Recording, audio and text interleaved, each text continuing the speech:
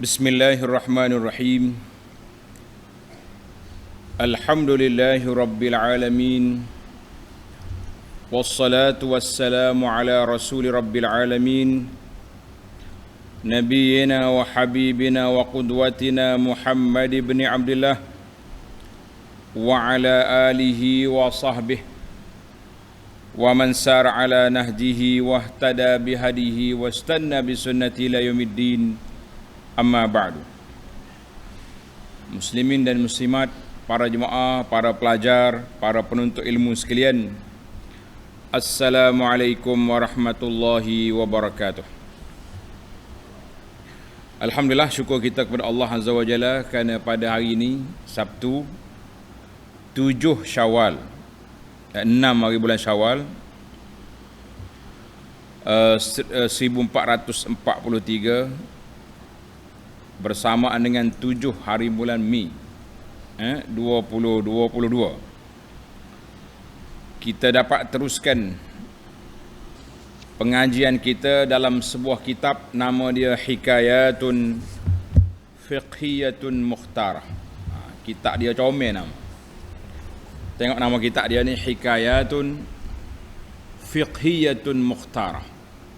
Kisah-kisah daripada fiqh, kisah fiqh tapi diambil daripada hadis, daripada asar. Kisah kita pada kali ini kisah yang ke-127. Kisah yang ke-127 iaitulah kisah yang diriwayat oleh Imam Malik rahimahullahu taala tentang seorang perempuan yang diuji dengan penyakit. Dia panggil darah istihadah. Sentiasa keluar darah, itu dipanggil darah penyakit. Dia nak pergi tawaf. Nak pergi tawaf di Baitullah. Nak tawaf ni syarat dia kena suci daripada haid dengan nifas. Kena ada wudu. Bersih daripada hadas kecil dan hadas besar. Tapi dia ni penyakit. Keluar darah sentiasa, dia panggil istihadah. Maka muslimah ini pergi bertanya Abdullah bin Umar radhiyallahu anhuma, apakah hukum dan apakah penyelesaian yang dia boleh buat nak selesai tawaf dia ni macam mana. Itu tajuk dia. Cerita ini diriwayat oleh Imam Malik rahimahullahu taala dalam kitab dia Al-Muwatta. Para pelajar kena ingat, Imam Malik ni ada sebuah kitab nama dia Al-Muwatta, kitab hadis, dan dia masuk juga dalam tu pandangan-pandangan ulama salaf. Rawa Malikun qala sa'alat imra'atun Ibn Umar. Seorang perempuan ni mari bertanya Abdullah bin Umar radhiyallahu anhuma. Faqalat aqbaltu uridu an atufa bil bait. Tuan Syekh Ibn Umar, saya pergi ke Kaabah nak tawaf. Hatta iza kuntu inda babil masjidi haraqatid dima. Bila sampai dekat pintu masjid, keluar darah. Darah penyakit tu. Faraja'tu, aku balik semula ke rumah, hatta zahaba zalika anni. Sehingga hilang darah, berhenti darah. Summa ghtasaltu, aku pun mandi, pergi pula ke masjid. Hatta kuntu inda babil masjidi harakatid dima. Sampai dekat masjid je, keluar balik darah. Allah. Summa ji'tu fakadzalik. 3 kali aku ulang peristiwa yang sama, tak boleh tawaf. Sampai dekat masjid, keluar darah. Boleh jadi kerana dia jalan jauh, darah tu keluar balik, darah penyakit.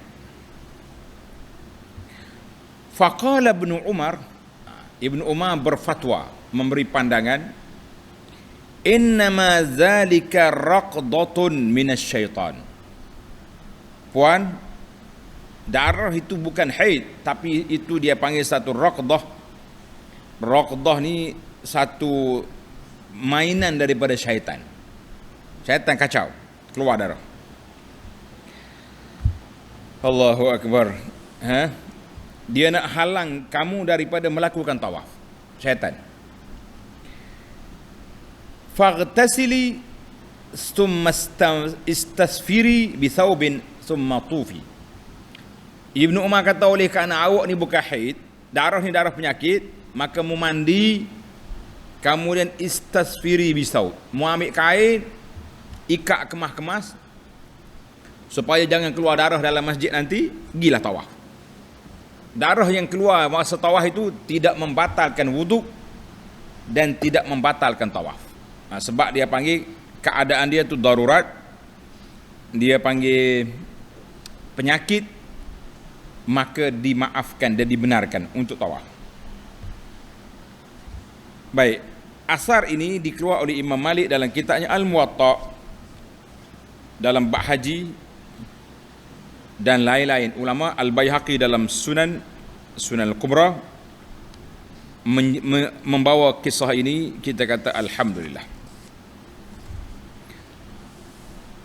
Dilalatul qissah, cerita hadis ini menceritakan kepada kita dalil jawazut tawaf bil baiti lil mustahadah. Harus orang yang berpenyakit istihadah, keluar darah sentiasa ini, tawaf walaupun darah itu keluar. Demikian juga hadis ini terpakai sama kepada orang yang berpenyakit kencing tak tus. Dia kencing tak berhenti. Orang ni pun sama juga. Hukum dia boleh tawaf, dia pakai alat dia.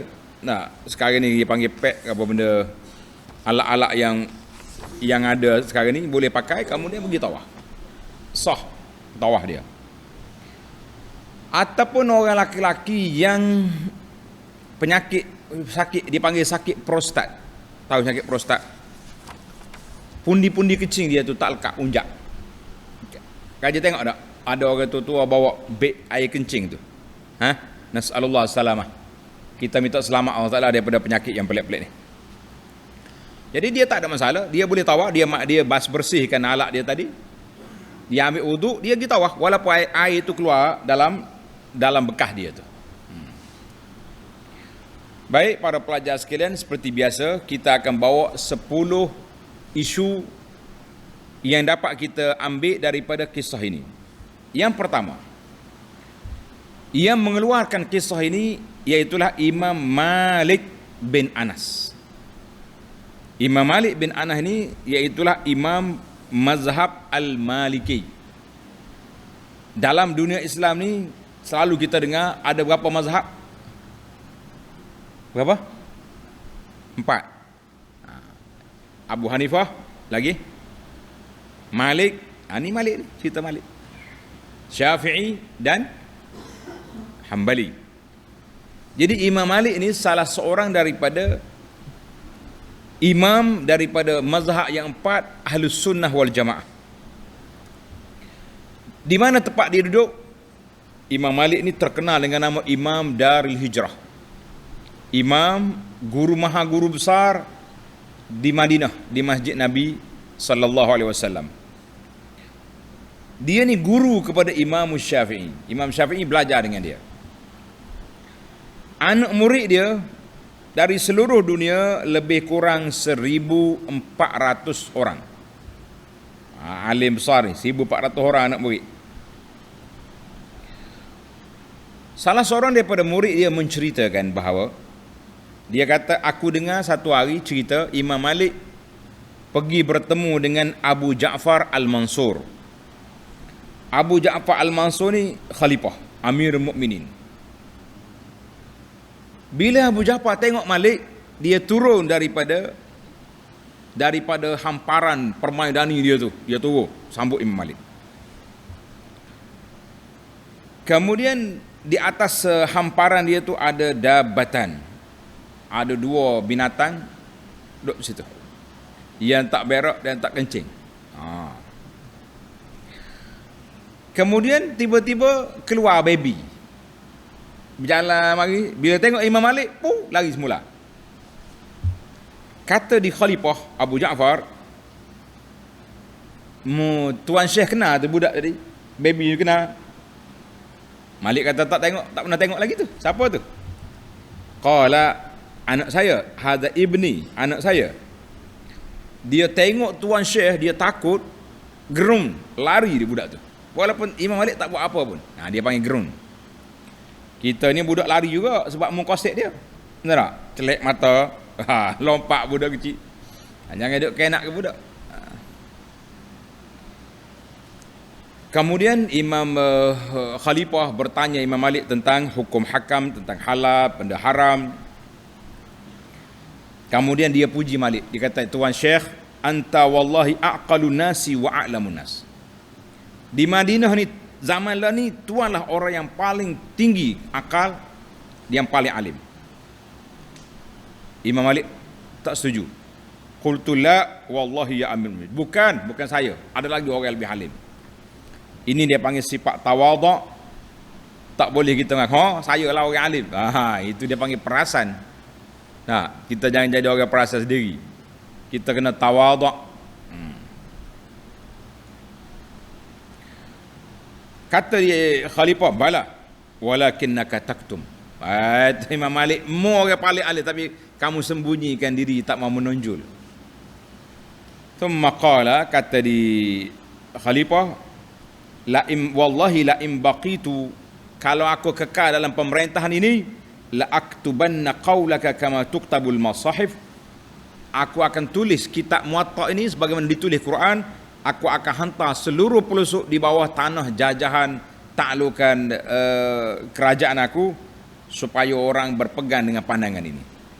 Tapi Imam Malik rahimahullahu ta'ala tawaduk, tak mengambil kesempatan nak bodek raja, menggunakan kesempatan untuk meluaskan pengaruh dia ataupun menyebarkan mazhab dia. Tidak. Malik kata, la, Khalifah jangan buat, kerana di sana telah tersebar pandangan-pandangan ulama lain berdasarkan kepada sahabat-sahabat Nabi yang telah berhijrah, pergi berperang sana sini. Jangan kita nak jadikan orang, kita nak paksa orang berpegang dengan pandangan Malik.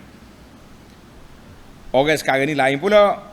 Kalau dia ada kesempatan duduk dengan orang besar-besar, dia telah menggunakan kedudukan dia tu untuk mempengaruhi orang besar supaya tukar fatwa, tukar pandangan, macam-macam lagi. Sebab itulah dia panggil kesempatan. Imam Malik tawaduk, dia tak ambil kesempatan dan dia tidak menggunakan kedudukan dia untuk mempengaruhi pemerintah. Baik, kisah yang kedua, mufti dalam masalah ini siapa dia? Abdullah bin Umar. Abdullah bin Umar bin Al-Khattab.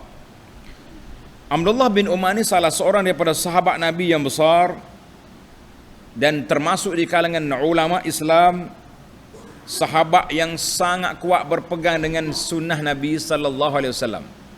Semua sahabat berpegang dengan sunnah Nabi, tapi Ibnu Umar ni dia pegang semua, termasuklah sunnah Jibili. Sunnah biasa pun dia ikut juga. Sampaikan dikatakan kalau dia berjalan, tiba-tiba dia lalu ikut jalan ni, Nabi sallallahu alaihi wasallam pernah berhenti di sini buang air, dia berhenti juga pergi buang air situ. Itu dia panggil Ibnu Umar. Semangatnya dia nak ikut apa yang telah dilakukan oleh Nabi sallallahu alaihi wasallam. Ibnu Umar. Satu hari orang mari repot. Dia kata, Ibnu Umar, ada orang maki tuan, ada orang kutuk awak. Faqal inni wa akhi Asiman la nusabu ahadan. Dia kata, biarlah, aku dengan adik aku Asim, kami tak pernah maki sesiapa. Kenapa dia maki aku? Maknanya Ibnu Umar ni seorang sahabat yang warak, yang menjaga mulut dia daripada memaki-maki orang. Kita kena belajar, para pelajar, belajar adab, jangan duk maki orang. Maki orang ni sedap. Sedap ke tak? Sedap. Dosa berat. Itu masalah kita. Masa kata sedap, Popeye kata, tapi dosa dia, di akhirat esok jadi muflis, orang yang maki orang di atas dunia ini. Hati-hati. Daripada Abdullah bin Adi, hamba kepada Ibnu Umar, dia mari daripada Iraq. Dia pergi jumpa Ibnu Umar, bagi salam, Assalamualaikum ya Sayyidi. Tuan, saya bawa satu jenis hadiah daripada Iraq. Membawa apa? Dia panggil Jawarish. Jawarish. Ibnu Umar kata, apa Jawarish ni? Dia kata Jawarish ni sejenis ubat yang menguatkan kita punya maidah, usus, dan dia juga boleh melembutkan, menghadamkan makanan. Maknanya menambah selera makan lagi tadi. Ibnu Umar kata apa? Ma malaktu batni ta'aman munzu 40 sanah. Muat mari mak benda ni untuk aku. Sila orang. Aku tak pernah makan sampai kenyang semenjak 40 tahun. Jadi akan buat apa dengan ubat awak ni? Subhanallah. Kita hari ni masa bulan puasa tak makan daripada subuh sampai ke maghrib. Masa hari raya kita makan dari subuh sampai ke malam. Betul? Berapa rumah pergi raya? 20 ada? Lagi banyak duit raya tak? Ibnu Umar warak dia. Baik. Isu yang ketiga, siapakah wanita yang datang bertanya hukum tadi? Siapa? Kata di pengkaji, kami tak dapat nak kesan nama dia. Adakah dia ni orang Madinah, Ansariyah, ataupun orang lain? Tetapi tak ada riwayat yang menyebut tentang nama dia. Yang penting bagi kitanya, yang pertama, seorang wanita yang sangat semangat untuk mengetahui hukum syarak. Dia ada masalah, dia pergi jumpa tuan guru. Kita ada masalah, kita pergi tanya orang tu, orang ni lah, pergi jumpa orang yang pakar dalam bidang. Maka dia pergi tanya siapa? Tanya Ibnu Umar. Yang kedua, oleh kerana dia yang bermasalah, masalah haid, masalah nifas, masalah istihadah ni masalah dalaman. Oleh kerana masalah dia ni kronik, dia sendiri yang pergi bertanya Ibnu Umar, dia tak hantar orang. Kita sekarang ni masalah problem.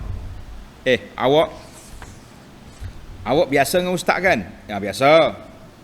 Boleh tak awak tolong tanya ustaz hukum sekian-sekian? Dia panggil wukalaul fatwa, wakil-wakil mencari fatwa. Tak sepatutnya. Sebab bila orang lain tanya, kadang-kadang kita nak keluar satu hukum, kita tanya balik, berapa hari? Banyak mana dia punya darah? Apa warna dia? Tak boleh jawab. Jadi bila orang yang bermasalah sendiri bertanya, dia boleh jawab sebab kes itu berlaku kepada dia. Ana secara peribadi suka sangat kalau orang yang bermasalah dia tanya masalah, jangan wakilkan orang. Ni tidak, dia wakil orang. Tolong tanya ustaz, tolong tanya Abu Anas, tolong tanya orang ni, tanya mufti. Kalau awak ada masalah, awak tanya sendiri. Mari nombor telefon ustaz, aku nak WhatsApp dia. Nak tanya hukum. Ni ustaz pun tanya balik. Keadaan ini berapa lama? Apa jenis warna darah ini? Berapa hari? Berapa banyak? Jadi banyak lagi soalan-soalan akan ditanya, barulah kita boleh beri jawapan. Jadi wanita ini berani, dia bertanya sendiri tentang masalah dia.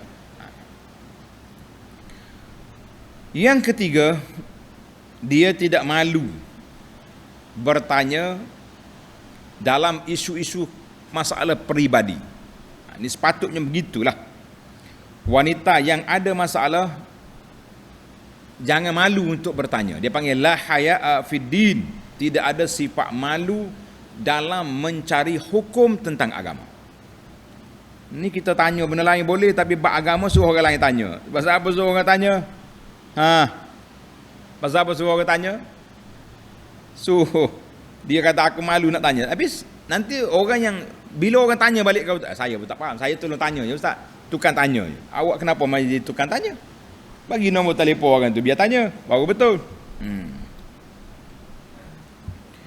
Kecuali masalah terlalu peribadi, dia kelahi dengan suami ke, itu tak boleh tanya ustaz. Yang ni kena ditanya ustazah. Bimbang takut syaitan masuk melalui lorong majrad dam. Mula-mula, ustaz, saya ni ada masalah ustaz, suami saya tak baik.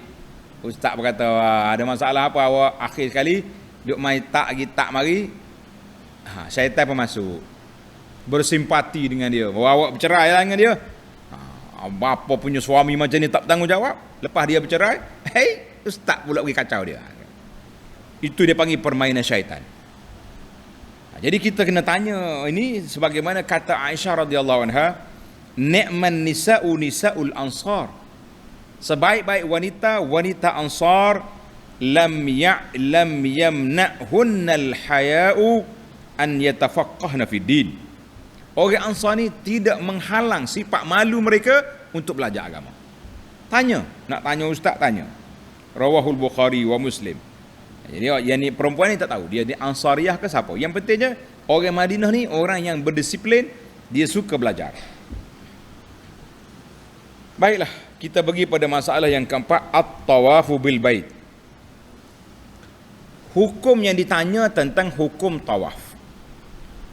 Pelajar-pelajar kita ni tahu apa dia tawaf? Tahu. Tawaf tu apa? Pusing Kaabah sebanyak 7 pusingan. Itu dipanggil tawaf. Kita nak tawaf pula, kita kena tak bau kita ni belah kiri, Kaabah duduk sini, tawaf gini. Dia panggil itu tawaf. Yang kita sekarang ni kalau jam dia pusing gini. Tawaf pusing gitulah. Ada kan tu jam mana dekat dinding tu, hok pening orang tu, dia pusing gini. Kalau orang tak biasa kebangungan dia. Tapi kalau dia biasa okeylah. Maknanya tawaf ini mempunyai kelebihan yang besar Allah Ta'ala anugerahkan kepada Mekah. Kerana itu salah satu daripada hadis,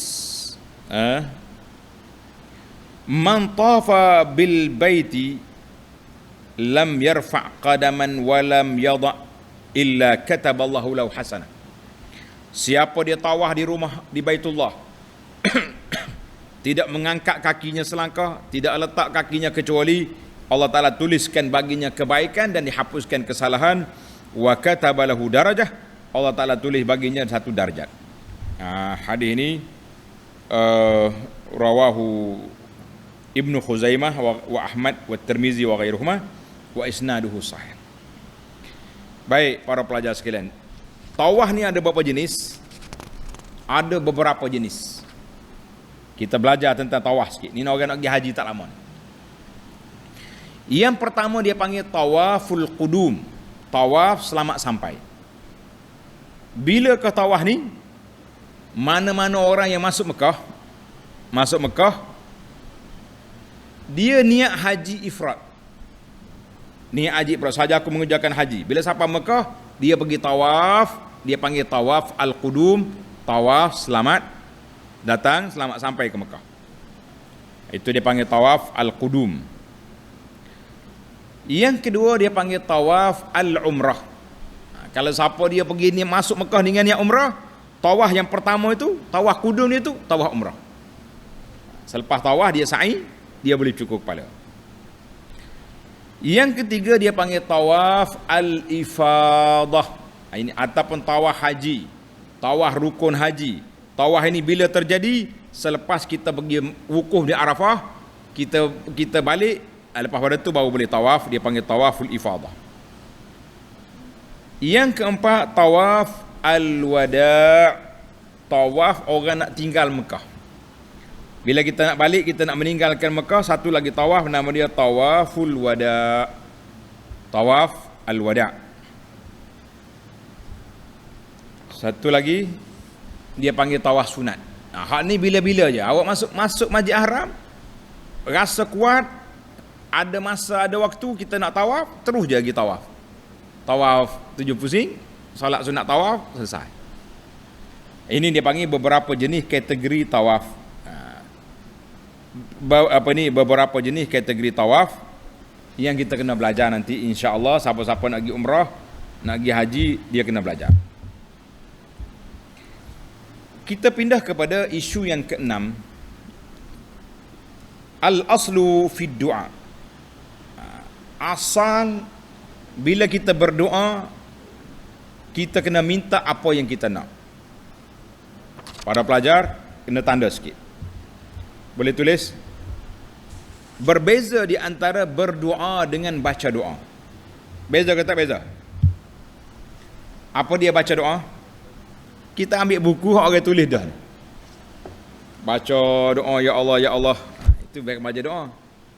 Satu lagi dia panggil berdoa. Mana kita berdoa minta apa yang kita nak. Itu dia panggil berdoa. Mana lebih baik berdoa dengan baca doa? Mana baik? Dua-dua baik, tapi berdoa lebih baik sebab kita minta yang kita nak. Kalau baca doa, penulis doa tak tahu awak nak apa. Kita pakai baca hujan ke panah ke pakai panah belaka, tak boleh. Itu beza. Maka bila kita nak berdoa di antara tempat mustajab doa, iaitulah ketika kita tawaf. Tawaf tu ibadat, jadi kita berdoa banyak-banyak. Tapi biarlah kita doa apa yang kita nak, apa yang kita nak. Jangan duk terikut dengan mutawif. Tahu mutawif? Mutawif ni guide yang bawa orang tawaf tu. Dia duk lau kuat. Kalau setengah-setengah mutawif ni, bergepa masjid. Haramnya tawafnya tawaf dia. Jadi kita kata kita tawaf, kita berdoa mengikut apa yang kita nak. Adalah dalam buku-buku doa tu, buku-buku ajar tawaf tu, di antara bacaan-bacaan yang patut ketika tawaf, para pelajar kena tulis, di antara bacaan yang patut ketika tawaf, iaitulah kita baca Quran, kita minta Rabbana atina fid dunya hasanah wa fil akhirati hasanatan wa qina azabannar, di antara rukun yamani sampai ke Hajar Aswad. Kita minta dengan permohonan yang kita nak, apa dia saja. Mu nak apa? Ya Allah, berilah kepadaku ilmu yang bermanfaat. Nak? Minta. Bini nak juga. Senyumlah dia ngatik. Allah marzuqni zaujatan salihatan. Tapi kena doa sungguh lah, kena doa. Itu dipanggil berdoa. Minta dengan Allah Azza wa Jalla. Tapi satu lagi pelajar-pelajar kita kena ingat, kalau nak doa bahasa Arab, dia punya baris biar betul. Ni ada setengah orang ni dia belajar molek dah tapi terlupa waktu tawaf. Dia kata apa? Ustaz dia ajar. Awak bila dekat tengah tawaf awak baca doa. Allahumma la tada'li zamban illa ghafartah. Ya Allah, janganlah tinggalkan pada aku ni zamban, numati. Jangan tinggalkan sebaran dosa kecuali engkau ampunkan ya Allah. Waktu duk tawaf tu terlupanya gitu kabari. Allahumma la tada'li zanaban. Sudah. Apa mana zanaban? Nu bagi hatah. Mana apa? Kalau zamban makna dosa. Kalau bagi hatah zanaban jadi ekor. Dia kata. Allahumma la tada'li zanaban. Orang Arab belah pun illa kau tak tahu ya Allah tu lupa tu ekor dia. Jangan main tukar baris. Lepas tu kita nak berdoa kena baris biar betul. Kalau tak pandai baris, baca ikut Melayu. Boleh ke cakap Melayu dekat Mekah? Boleh. Allah Ta'ala dia tahu semua bahasa yang kita gunakan. Jami'il lughat, semua bahasa yang kita gunakan diketahui, dipahami oleh Allah Azza wa Jalla. Mintalah dengan apa ini. Orang Cina minta dengan bahasa Cina. Orang Jepun dengan bahasa Jepun. Orang Melayu, orang asli dengan bahasa dia, tak ada masalah. Sebab yang ajar bahasa ni Allah. Allah yang menciptakan. Baiklah.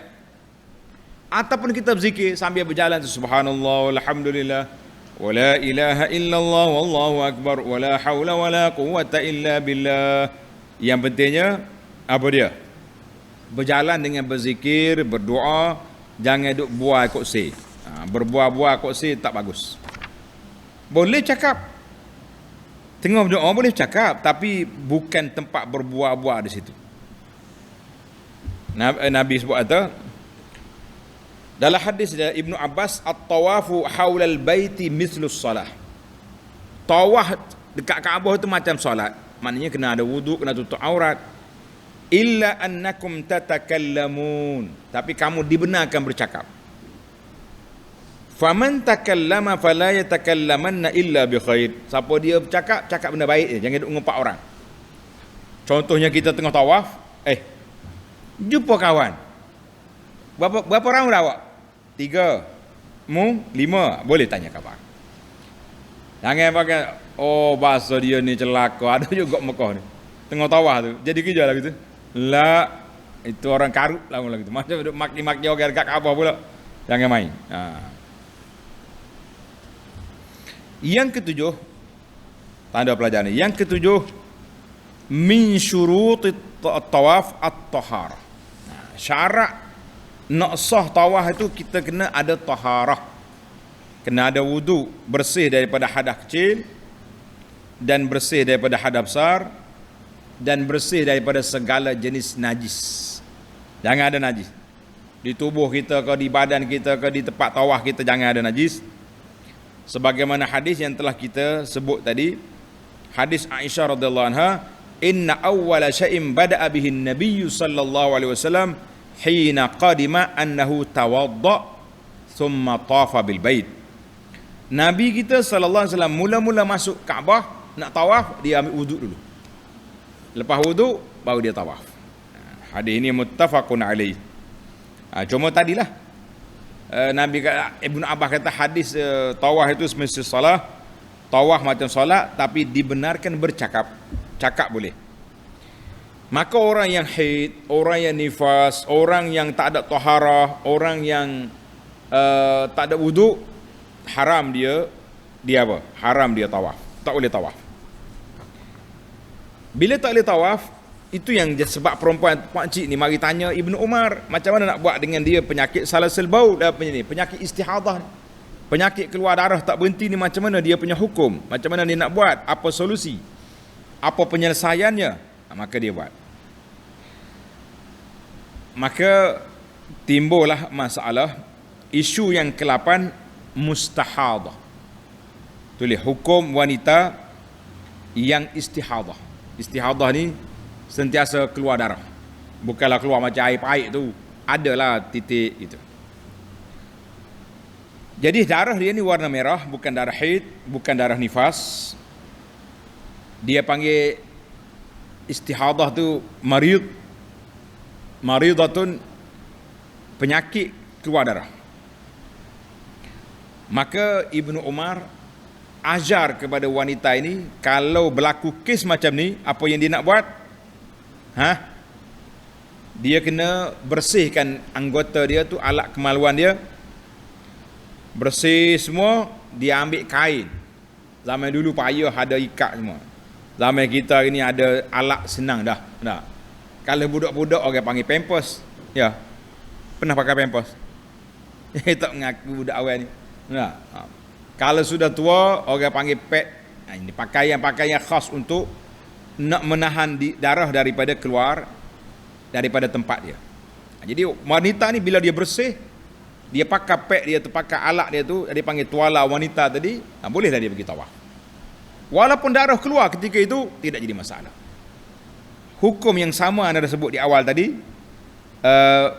orang yang kencing tak tos ataupun dia panggil salasil baul, juga isu yang sama. Dia bersihkan kemaluan dia, kemudian dia pakai alat pad dia tadi, pergilah tawaf.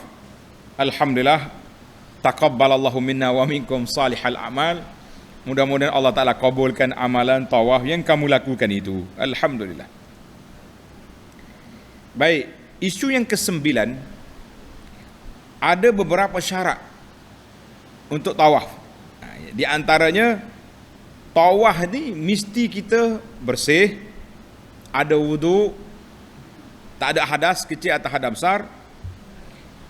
Dan bagi orang laki-laki, bagi wanita samalah, kan? Kita kena mula tawaf tu daripada Hajarul Aswad. Kita tengok dalam gambar kita Hajarul Aswad. Kemudian kita tawaf pusing 7 pusingan yang cukup. Dan kalau rasa tak cukup macam mana? Kita pusing-pusing, cukup dah 7, rasa tak lagi, tambah 1 lagi. Itu dia panggil, kalau was-was, ambil angka yang kurang. ambil angka yang kurang untuk dilengkapkan biar jadi 7. Kemudian syarat yang seterusnya, tawaf mesti mengelilingi Kaabah, jangan masuk dalam Kaabah. Boleh ke ustaz masuk dalam Kaabah? Ya. Dia panggil Hijr Ismail. Kamu nampak ke tidak dekat Kaabah tu ada macam kepala roti bulat tu, nampak? Ada kosong dalam tu kan? Nah, itu dipanggil Kaabah, jangan masuk. Contohnya kita pergi waktu tak ada orang, PKP, sunyi dekat Kaabah, kosong dalam tu, kita bayar nak cepat tawaf tu, shortcut masuk, batal kita punya tawaf, tak sah. Ataupun kamu pergi pijak kaki 5 Kaabah, dia panggil Syazarwan, pijak, tak boleh. Ataupun pergi gosok Kaabah, itu semua tu tidak dibenarkan waktu sedang tawaf. Yang seterusnya di antara sunat juga, kalau boleh kita tawaf dekat dengan Kaabah, jangan rapat, dekat. Lagi dekat lagi besar pahala. Pelik. Kalau kita tawaf di atas lagi jauh. Jauh bukan makna besar pahala. Banyak menampak, banyak melangkah, tapi pahala yang paling besar dia macam solat. Solat ni pahala yang afdal, kita duduk mana? Dekat imam. Tawaf dekat Kaabah. Itu dia panggil tempat dia. Dan juga elok kita bermualat. Mualat ni mana berturut-turut. 1, 2, jangan kata buat 2, relax, buat bangun tak sama pula, jangan.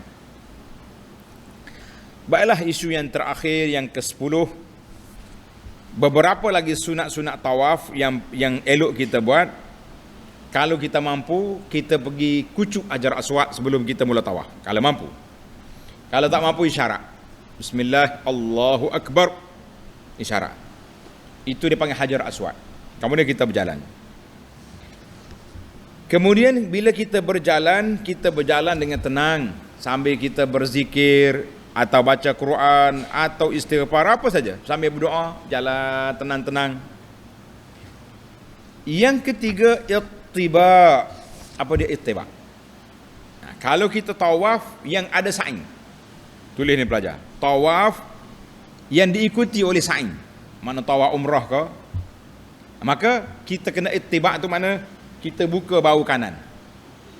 Kamu pernah tengok tak gambar orang pergi umrah? Tengok, dia buka sini, itu dia panggil dengan ta, ittiba.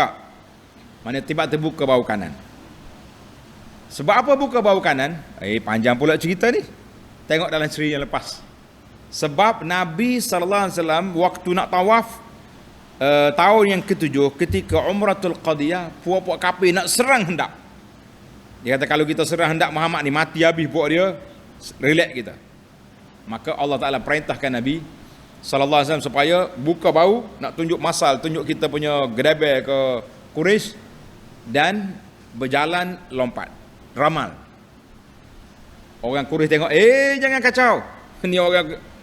Ni orang gagah perkasa ni, bukannya lembek-lembek, jangan kacau. Jadi dia orang pun tak berani nak apa, nak kacau Nabi. Jadi sekarang ni kita pergi Quraisy dah tak ada, kenapa buka bahu kanan? Ramai orang tanya, buka buat apa lagi bahunya? Quraisy dah tak ada. Macam mana kita mau jawab?